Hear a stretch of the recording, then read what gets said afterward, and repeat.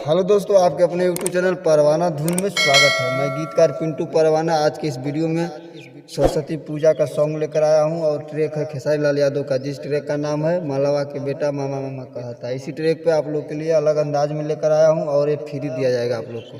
अगर आप लोग इसे गाना चाहते हैं तो गा सकते हैं, कोई पेमेंट नहीं लगेगा। तो आइए मैं इसका डमी दे रहा हूँ। आप लोगों से एक छोटी सी रिक्वेस्ट है कि अगर आप लोग मेरे चैनल पर नए हैं तो मेरे चैनल को सब्सक्राइब कर ले, ताकि कोई भी हिट मैटर लेकर आऊँ तो सबसे पहले आप लोग के पास नोटिफिकेशन पहुँचे। तो आइए मैं इसका डमी दे रहा हूँ। देही में नइखे एकरा डर, घुसे पंडाल के भीतर। आइए मैं इसका डमी दे रहा हूँ, स्पष्ट मालूम चल जाएगा।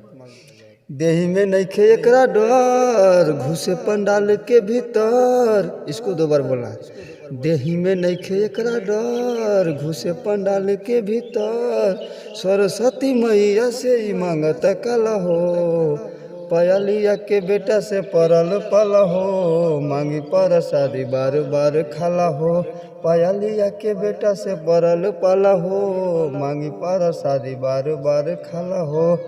तो ये मुखड़ा था। आइए इसके अंतरा का भी डमी दे रहा हूँ।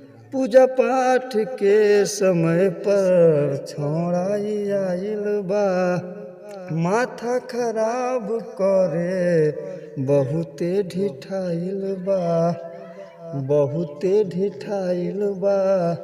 पूजा पाठ के समय पर छोड़ाई आइल बा, माथा खराब करे बहुते ढिठाइल बा, बहुते ढिठाइल बा।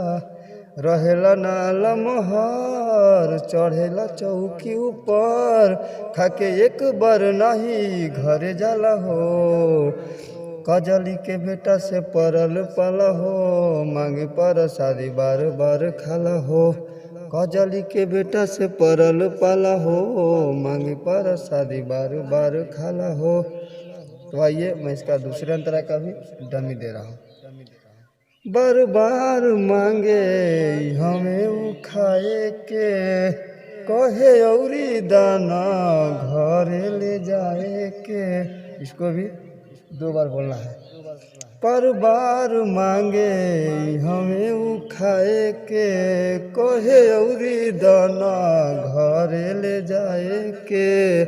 एकरा पे बाटे नजर, ले हबो हमहू खबर, करताटे परवाना पिंटू से हला हो। आंचली के बेटा से परल पला हो, मांगी प्रसादी बार बार खाला हो। कजली के बेटा से परल पला हो, मांगी प्रसादी बार बार खाला हो। अगर आप लोग को ये वीडियो अच्छा लगे तो प्लीज़ लाइक करना, शेयर करना, सब्सक्राइब करना ना भूलें। कमेंट बॉक्स में अपना कमेंट राय जरूर दें। धन्यवाद।